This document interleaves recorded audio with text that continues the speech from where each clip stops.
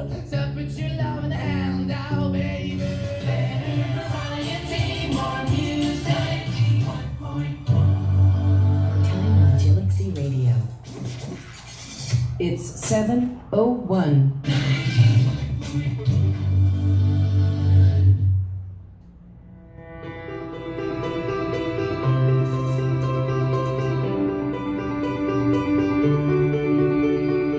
Mula sa bulwagang pambalitaan ng 91.1 FM Galaxy Radio, mula Lunes hanggang Biyernes, simula alas 7 ng umaga, tampok ang mga isyu at pinakasariwang balita para sa lahat ng Pilipino sa buong mundo. Ito ang programang Unang Sigaw sa Magandang Umaga na inyo ring mapapanood gamit ang 91.1 FM Galaxy Radio Facebook Live at twitch.tv/JLX Radio. Kasama si Gil Corpus, Renzo Bautista, Kuya Yauling at Pinunong Abo. Ako si Welmer Miranda Estrada. Kami ay naglilingkod ng tapat at may karangalan. Magandang umaga po sa ating pong lahat. Sa lahat ng mga Pilipino sa buong mundo. Tayo po muli ay magsama-sama dito po sa ating palatuntunan. Ang Unang Sigaw sa Magandang Umaga. Dito lamang yan sa 91.1 FM Galaxy Radio na inyo ring sabayang napapanood sa mga Facebook pages natin. Kaya patuloy namin kayong hinihikayat na mag-follow, mag-likes at mag-share. Importante yung pagbabahagi para lalong sumambulat, lalong lumaganap itong programa po natin sa Magandang Umaga. Para ang lahat ay nahahatiran ng mga magagandang balita, mga inspirasyon at mga payo, mga pagbati na napakahalaga sa atin araw-araw. Yung pagpapalitan ng ngiti, di ba? Ng bati ng magandang umaga. Napakalaking bagay yan para po sa ikasusulong ng ating magandang pamumuhay. Kaya i-likes po natin at i-share at ibahagi natin ang 91.1 FM Galaxy Radio Facebook page. Ganon din ang Welmer Miranda Estrada Facebook page. Tayo rin ay napapanood ng live sa twitch.tv/JLX Radio. At mamaya sa ating YouTube channel ay tayo rin ay mapapanood sa mga kababayan naman natin na na-late dito po sa pakikinig at panonood dito sa programa. Lalong-lalo na yung mga iba po nating mga kababayan na nandyan po ngayon sa iba't ibang panig ng ating daigdig para magtrabaho, magbigay ng magandang pamumuhay para po sa kanilang sambahayan, sa kanilang pamilya. Yan, kinikilala po natin silang napakagiting at tunay na bayani ng ating pong lipunan. Kasama po sina Kuya Gil Corpus, sina Kuya Renzo Bautista, ganon din si Ate Bea Baso, si Kuya Yauling, at ang ating magiting na pinuno, si Pinunong Jimmy Abongtan. Kasama din ng ating regular co-host pagka araw po ng Huwebes, ang Mapicon Tarlac, ang Rotary Club of Midtown Tarlac, si Kuya Andy San Luis na hindi muna natin makakasama ngayon kasi may meeting daw sila ngayon ng Mapicon. But anyway, kanina pa bumabati na po ng magandang umaga sa atin. Magandang umaga sa Unang Sigaw sa Magandang Umaga, sabi ni Kuya Andy San Luis at saka ni Ma'am Jenna San Luis. Magandang morning sa inyo pong lahat. Ngayon po ay araw ng Huwebes, February 22, 2024. Maya paabak kay kayungan sa lahat ng mga Kapampangan.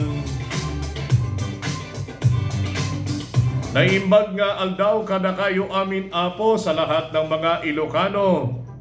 At siyempre masantos siya kabwasan sa lahat ng mga Pangasinense. Lalong-lalo na yung ating po mga kamag-anak dyan po sa aming barangay, dyan po sa barangay Baybay, Santo Tomas sa La Union. Good morning po sa inyong lahat dyan. At siyempre, dyan po sa Tarlac Medical Center. lalong-lalo na kay Dr. Benedicto Benin, yung magiting na pinuno ng TMC. Pinakamodernong pagamutan dito po sa Northern at Central Luzon. Iyan ang Tarlac Medical Center. Nagkape na ba kayo, mga kaibigan?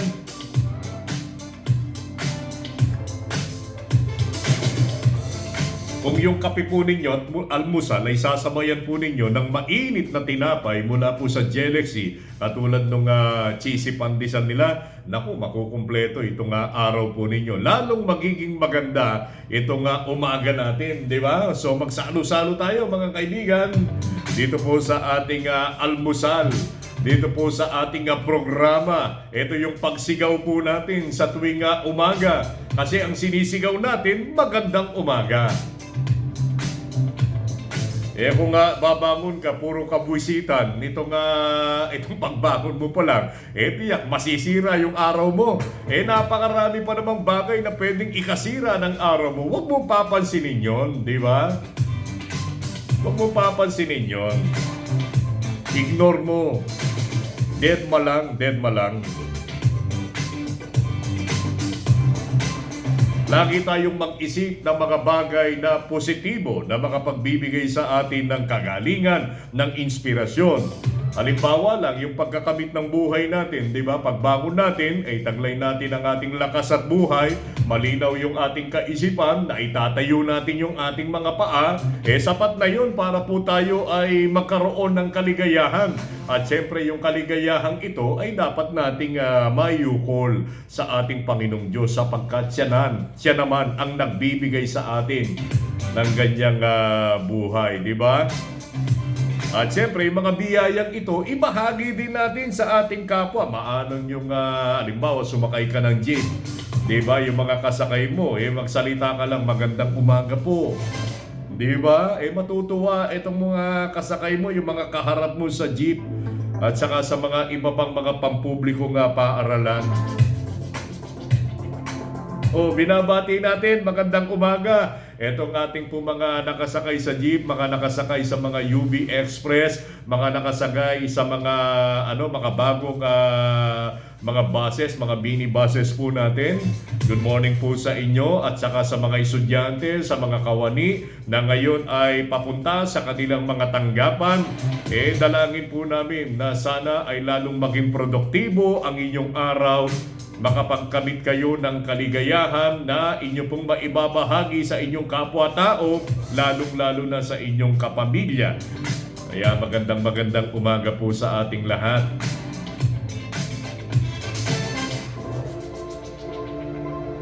Ang bilis ng araw, di ba? Ang bilis ng araw. February 22 na. 7 araw na lang, kasi nga yung Pebrero ay hanggang 29 ngayon, di ba? Leap year tayo ngayon. Dati 28 lang. Ngayon leap year ngayon. So 29. So ibig sabihin, 7 araw na lang, matatapos na naman itong buwan ng Pebrero. Mga kaibigan, ang bilis ng panahon. 2024 ngayon. Next year is election na naman.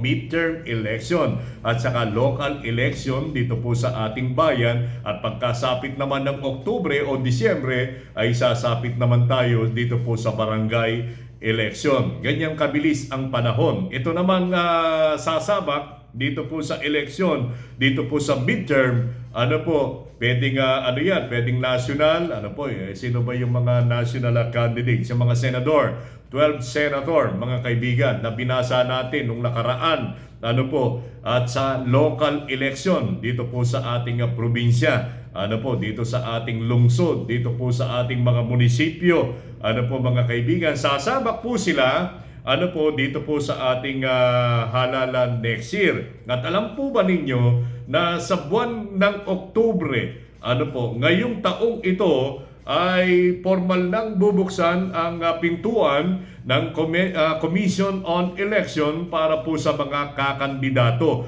Ibig sabihin ay tatanggap na po sila ng mga aplikante na mga kakandidato sa pagka-gobernador, di ba? Sa pagka-congressman, yung vice governor kasama diyan, mga board members, di ba? Tapos mga congressmen, pagkatapos mga alkalde, mga vice mayor, at saka yung pong mga kanilang kumakatawan dito po sa kanilang sanggunian. Ganyan po kabilis mga kaibigan. Bagamat ang eleksyon sa susunod na taon ay open sa lahat mga kaibigan, open din ang lahat ng posisyon. Kaya anybody na nakapasa dito po sa panuntunan ng COMELEC ay pwedeng humabol dito po sa mga posisyon na aming pong binanggit. Open yan mga kaibigan.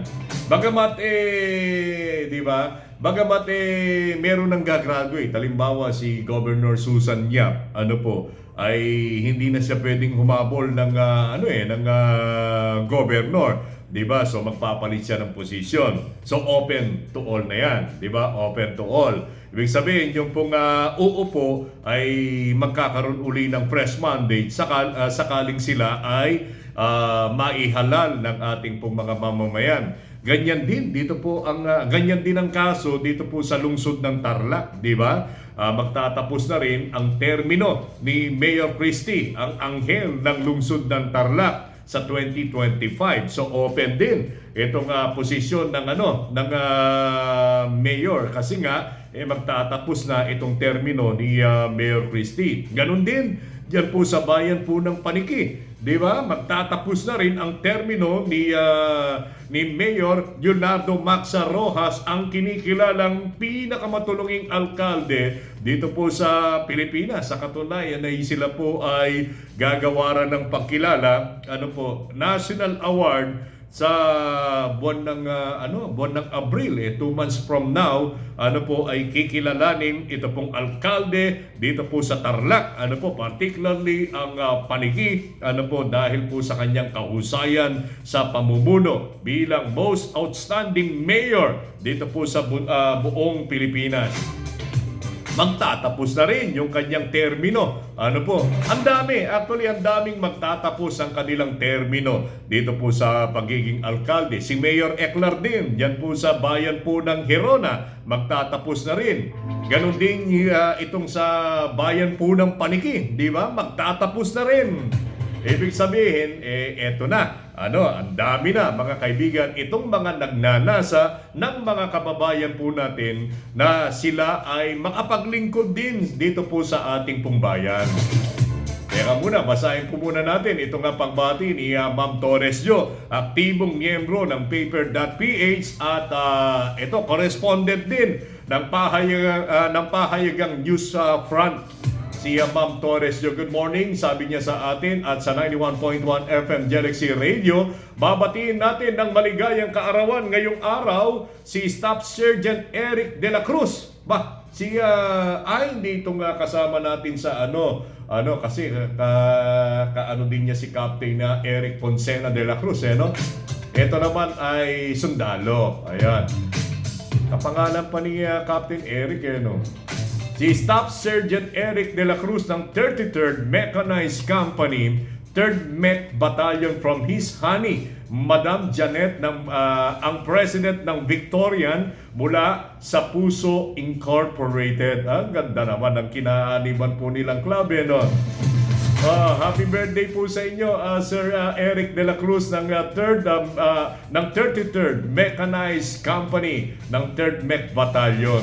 Salamat sa masarap na lunch kahapon, Madam Jia Gamurot and Eric de la Cruz. And Sir Eric de la Cruz, sabi niya, God bless you both, sabi niya. So, sa madaling salita, mga kaibigan, ang pag-uusapan natin ngayon ay politika. Diba? Yan ang gustong-gustong talakayin ng ating mga kababayan kasi tinapos na natin yung pag-uusap natin nung nakaraan. Dito naman po sa mga sasabak, dito po sa pagka-senador. Diba? Dito naman tayo sa local ngayon. Kaya lang, binuksan na ni Ma'am Jo, itong libro ng pagbati ng Galaxy. So, babatiin na rin natin, siyempre, ang mga kababayan po nating nakalista dito po sa pahina 295 ng Galaxy Book of Greetings para po sa mga kababayan po nating nagdaraos ng kanilang kaarawan ngayon.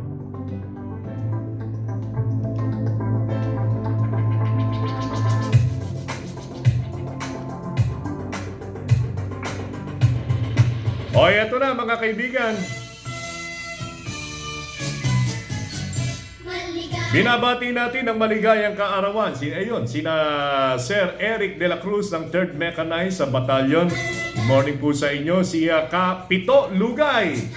Ito nga kuya ni Sir Baby Lugay. Si Ka Alma Del Val, maligayang kaarawan. Si Michelle Tabio, Ana Marie Mariano. Meron pa mga kaibigan. Ayun, binati na natin si Ka Alma Guevara Del Val. Si Princess Mitsuen Smith. Si Jocanda Pareño. At si Jelay Sambile. Maligayang kaarawan po sa inyo. Sana ay lalo kayong pagpalain ng ating Panginoong Diyos na lumikha sa bawat isa sa atin. Mamalagi ang lusog at lakas ng inyong pangangatawan. Matupad sana ang mga pangarap po ninyo sa inyong buhay. At sa mga ninanais po ninyong regalo para po sa pagsapit ng inyong kaarawan. Sana ay maidulot po sa inyo ng Panginoong Diyos na lumikha sa bawat isa sa atin at kumasangkapan siya ng mga pilantropong mga tao na magdudulot ng karagdagang kaligayahan sa inyo. Isama po ninyo sa inyong pagdiriwang ang Galaxy Bake Shop sapagkat ang Galaxy Bake Shop ay masarap kasama sa bawat okasyon, celebrating its 40th year of bringing happiness. Namnamin natin itong awiting handog sa atin ng ating himpilan.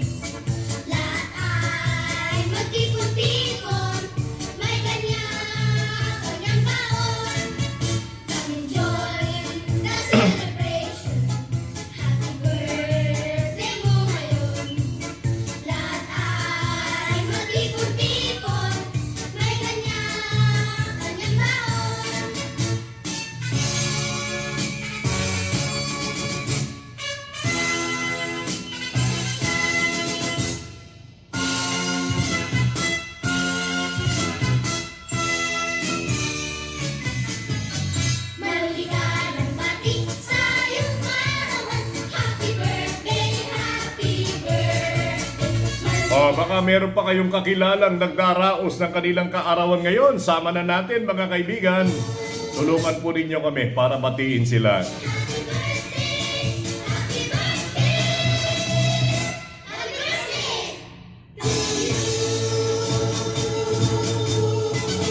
Galaxy Radio. It's 7:19.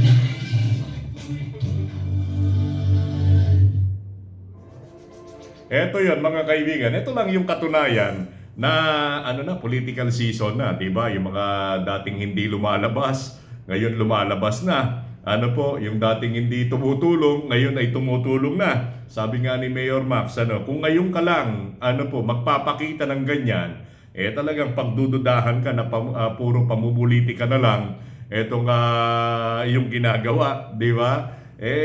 Wag daw tayong palito, mga kababayan. Alam naman natin kung sino talaga itong mga tumutulong sa kanilang kapwa-tao, lalong-lalo na sa ating bayan, na kung talagang mahal nila yung ating bayan, ay talagang dapat walang season itong pagtulong. Dapat lagi, sa kanilang abot ng kanilang makakaya. Diba? But anyway, eto nga, ramdam na natin, diba? Ramdam na natin ito pong iba't ibang mga ginagawa ngayon ng ating pong mga kababayan na sa ating pananaw hahabol talaga sila. Hahabol talaga sila dito po sa mga iba't ibang posisyon, lalo pat yung binanggit po nating mga posisyon kanina ay open. Bagamat open kahit na di ba? Open sa lahat. Pero mas open ngayon kasi nga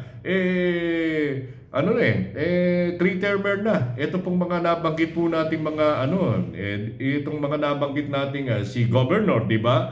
At saka si Vice Governor din, three-termer na. At saka ito pong mga alkalde na nabanggit po natin. Vice Mayor Aro Mendoza, ganun din, di ba? Last termer na rin natin na siya dito po sa 2025. So ibig sabihin lahat ng yan ay open sa lahat po ng kakandidato, di ba? Nakikita natin ngayon yung kasipagan ng mga given na yan, ito pong mga nakaupo ay given na. Ano po? Ito namang yung mga quadro-digyac, di ba? Yung quadro-digyac noon pa wala mang eleksyon, laging kasama ni na Mayor Christie dito po sa pamamahagi ng tulong dito po sa kanilang mga mamamayan. Kaya ayan na, di ba? Hindi mo masasabing ngayon lang sila lumabas. Matagal na po silang lumalabas. Katuwang na po sila ni na Mayor Christie at Sir Vic Angeles dito po sa pagtulong. Pagsisilbi dito po sa ating pong lungsod ng Tarlac. Ngayon, yung mga kaibigan, teka muna, wag muna nating pag-usapan ngayon itong politika sa probinsya. Kasi nga, ewan ko ba, hanggang ngayon hindi ko maarok kung sino yung hahabol dito po sa gobernador. Pag-usapan muna natin dito po sa mga munisipyo. Sa Kapitolyo, ang tiyak kong hahabol kasi nga nagdeklara ng maaga, bilang Vice Governor lang naman, si board member Dennis Go, di ba? Ito nga senior board member natin, number 1 board member. Kaya sabi niya, bakit pa ako magpaligoy-ligoy pa? Di ba? Yun naman talaga yung aking nasahin. Ngayon pa lang, sinasambit la ko na itong aking kagustuhan na humabol bilang Vice Governor sa 2025. Binanggit na natin yan kasi nga, galing mismo kay board member Dennis Goyan. Sa Governor naman, hindi pa namin maarok So, wala pang possibility na pwede naming mabanggit po sa inyo. Dito naman sa congressman, congressman ba, pinag-uusapan ngayon, ito pong paghaharap ng dalawang magigiting din. Diba? Si Mayor Christie Angeles ng Tarlac City at ang kasalukuyang kumakatawan dito po sa segundo distrito ng Tarlac, si Congressman Christian Telliac. Ayan. Lang naman yan, di pa naman formal, di pa mga kaibigan, di pa formal. Pero yan ang uugong-ugong na ating naririnig dito po sa 4 na sulok ng ikalawang distrito ng Tarlac. So yan posibleng mabago yan mga kaibigan Dito naman sa lungsod ng Tarlac mga kaibigan, sino yung posibleng maghaharap? Ito, pinag-uusapan din ang pilantropo, ang pakpak ng lungsod, pangpak ng anghel dito po sa lungsod ng Tarlac. Si Sir Vic Angeles, ang esposo ni Mayor Christie Angeles. Ang nakatutuwa, ang lumulutang na pwede niyang makalaban, mga kaibigan, ay ang dating governor at dating congressman dito po sa ikalawang distrito ng Tarlac din. Sino yan? Sino yan, mga kaibigan? Si Kong Vic Iap. Ang ganda ng laban, di ba? Vic sa Vic, di ba? Vic versus Vic. Di kaya maguluhan yung tao, di ba mga kaibigan? Parehong Vic ang lalaban sa isang posisyon.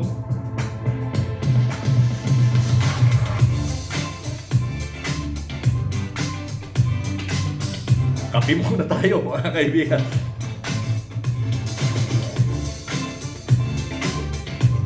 Pero hindi pa final yan mga kaibigan. Hindi pa final yan. Meron din tayong naririnig na posibleng pumasok din dito po sa actually pinagpipilian din si Governor Susan Yap na posible rin humabol dito po sa syudad kasi taga-syudad naman si Ma'am Susan. At magtatapos na rin yung kanyang termino bilang governor ng probinsya ng Tarlac come 2025. So posible rin yan mga kaibigan Si Mayor Aro Mendoza si dating Mayor Aro Mendoza ay posible rin kasi magtatapos na yung kanyang termino bilang Vice Mayor naman ng lungsod ng Tarlac. So ang daming possibility mga kaibigan ha. Sino yung posible? Sir Vic Angeles, Congressman Victoria, Governor Susan Areno Yap, at Vice Mayor at dating Mayor Genaro Aro Mendoza. Yan ang posible na maghaharap-harap dito po sa pagka-alkalde dito po sa lungsod ng Tarlac. Dito naman sa Vice Mayor, sino naman pwede mga kaibigan? Ito, naririnig natin, posible rin si number 1 City Councilor Katie Angeles Go. Ito nga anak ng ating pong masipag na alkalde dito po sa lungsod ng Tarlac, anak ni Sir Vic. Ugong-ugong din, maugong din ang pangalan ni City Councilor Henry De Leon. Ganon din si City Councilor Vlad Rodriguez. Kasi magtatapos na rin pala ang termino ni City Councilor Vlad Rodriguez bilang konsehal dito po sa lungsod ng Tarlac. So isa rin siya sa mga maugong ang pangalan na pwede o posibleng humabol dito po sa pagka-Vice Mayor. Ang pinag-uusapan natin dito mga kaibigan ay sa pantahan lamang, spekulasyon. Pero ang binabanggit natin, itong mga binabanggit ng ating pong mga kababayan na posibleng humabol sa mga posisyong aming pong binabanggit ngayon. Hindi pa formal yan mga kaibigan, hindi pa opisyal yan. Pwedeng mabago yan mga kaibigan. Depende sa sitwasyon siguro, Pero yan, lumilitaw. Ganun din, lumilitaw din ang pangalan ni Sir Ricky Jolaso kasi magtatapos na rin pala itong termino ni Councilor Ricky Jolaso. At eto, naririnig din natin, bagamat baguhan lang, greenhorn na matatawag, pero yung kanyang pangalan ay umaalingaw-ngaw na rin, mga kaibigan, palibasa, tangan-tangan din niya itong pangalan ng kanyang ama. Sino yan, mga kaibigan? Si City Councilor Winwin Manalang. O yan yan ang mga posibleng hahabol ng pagka-Vice Mayor naman dito po sa lungsod ng Tarlac.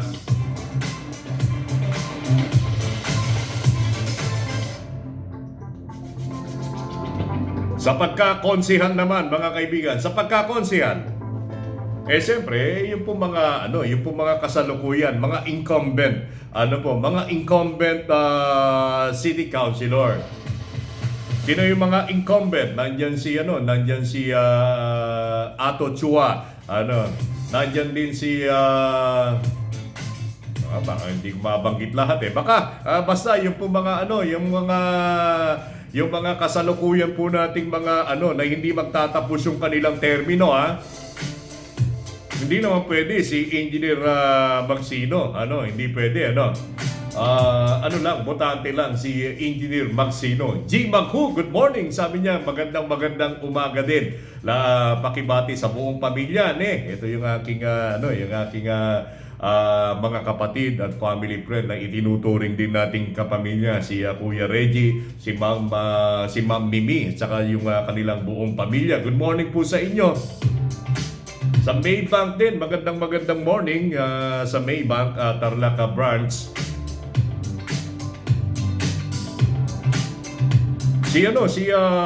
Pangalan nito posible rin, di ba? Baka hindi naman matuloy si Winwin, di ba? Winwin Manalang. Si Ate Emmy Ladera Facunla.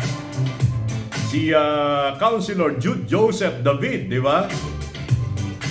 Sino pa, mga kaibigan? Si Councilor Go, di ba? Cesar Go.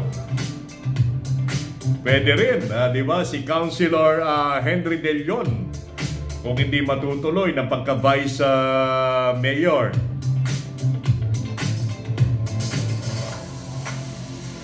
Sino pa ba yung mga incumbent?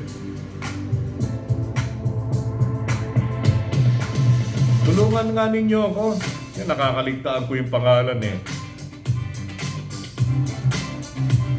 Pwede rin si City Councilor Katie Angeles Go kung hindi rin matutuloy pagka Vice Mayor, di ba? At siyempre, yung binabanggit natin kanina, mga kaibigan, yung apat na jack, yung quadro de jack. Sino yung quadro de jack? Sina dating City Councilor. Ito mga dating City Councilor din eh. Ano po, nagbabalik lang, di ba? Sino yan? Si Councilor Glenn Troy Caritativo, di ba? Dating City Councilor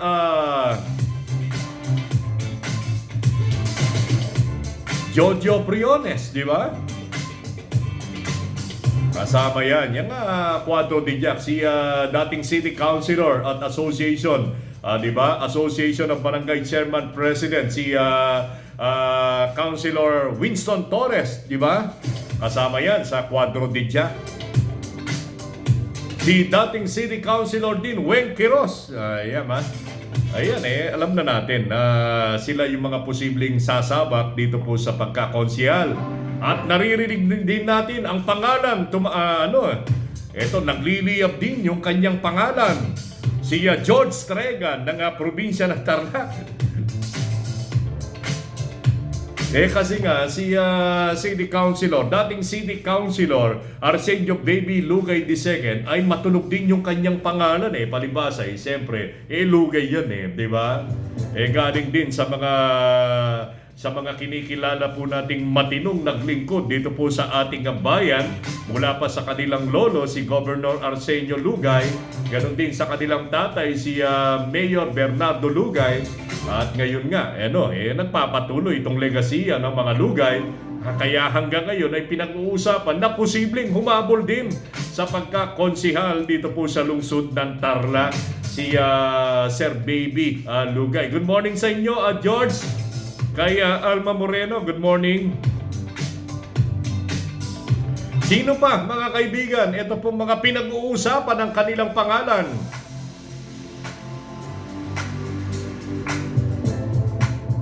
Ito yung aking dating boss, si Roy Nilo Escalona. Pinag-uusapan din yan. Si Sir Louie Wico, pinag-uusapan din. Sabi ng dami pero yung available seats para po sa para po dito po sa sanggunian na panglungsod ay 10 yung available seats, mga kaibigan. So 10 ang pwedeng umupo dito po sa sanggunian na paglalaban-labanan ng marami. Sabi nga natin, may the best men and women win.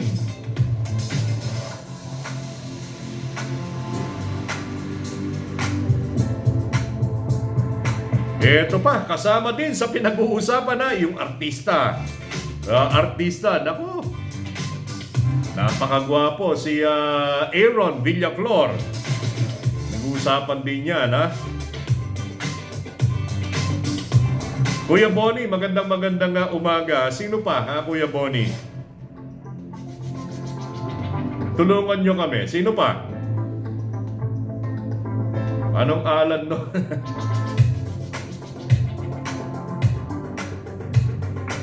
Kaya ibig sabihin, magiging maganda itong labanan dito po sa election camp 2025, Mga natin yan, mga kaibigan. Basta yung mga yung po mga binabanggit natin dito, ito po yung mga lumitaw na pinag-uusap-usapan dito po sa iba't ibang sulok ng ating pong lungsod. Kaya abangan po natin, mga kaibigan. Eto nga, di ba? Nagtatayuan na nga itong iba't ibang grupo. Halimbawa, ito matagal lang naitayo naman, itong Kaisa Women's Association. Ngayon, tinatapatan din itong Kaisa. Itong paglitaw naman ng Kabsat, di ba? Kabsat. Ito po ay kinabibilangan din ng mga kababaihan dito po sa probinsya ng Tarlac. Diyan sa Hirona, meron tinatawag na Tanglaw Women's Organization. Diba? Na yan naman ay pinagpunyakian ni Vice Mayor Ronald Nonoy Go. Di ba? Yan ay makatutulong ng malaki dito po sa hangarin po nila na maipagpatuloy itong masikap na pagsisilbi dito po sa kanilang mga kababayan. Alam po ninyo ang kagandahan dito, mga kaibigan. Sa kanilang panig, halimbawa sa sa pagiging alkalde, isa lang naman yung mananalo diyan, di ba? Sa pagiging congressman, isa lang yung mananalo diyan. Sa vice mayor, isa rin ang mananalo diyan. Isa lang ang position na open diyan eh. Pero sa sanggunian ay marami. Dito po sa lungsod ay 10. Sa ibang mga munisipyo ay 8, di ba?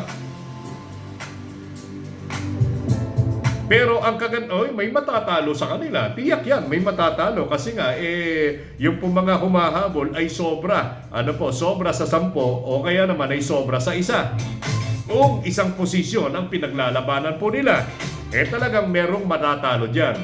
May mananalo, may magwawagi, pero meron ding matatalo, mga kaibigan. Pero ang kagandahan dito, mga kaibigan, yung taong bayan, yung ating pong lungsod, yung ating bayan ay siya ang panalo, mga kaibigan. Bakit? Ito pong mga binabanggit po naming mga pangalan po sa inyo, hindi lamang po sila lumitaw na basta-basta dito po sa ating pong lipunan. Marami na po silang napatunayan dito po sa ating pong bayan. Talagang pagka kumilos ang bawat isa sa kanila ay talagang puro pagseserbisyo ang kanilang nasa isipan, mga kaibigan. Walang mali kung magmahal sa kanilang mga kababayan. Kaya mga kaibigan, ang panalo dito, di ba, ay ang ating bayan at saka yung ating mamamayan. Sapagkat sino man ang mananalo sa kanila, tiyak po natin mga kaibigan, gaya ng kanilang mga pinatunayan na nung pong mga nagdaang mga panahon na hindi lamang lumitaw sa mga panahong ito, mga kaibigan, yung iba ngayon lang lumilitaw di ba? Pero sila, ang dami na po nilang napatunayan, mga kaibigan, ay walang talo. Itong ating lungsod, yung ating bayan, yung ating mga mamamayan. Iyan ang panalo. Pero sa kanila, mga kaibigan, komo, isa lang yung hinahanap na posisyon sa pagka-alkalde, sa pagka-congressman, sa pagka-vice-governor, sa pagka-governor, sa pagka-vice-mayor, di ba? May matatalo sa kanila. Pero mananalo dito yung ating bayan, di ba?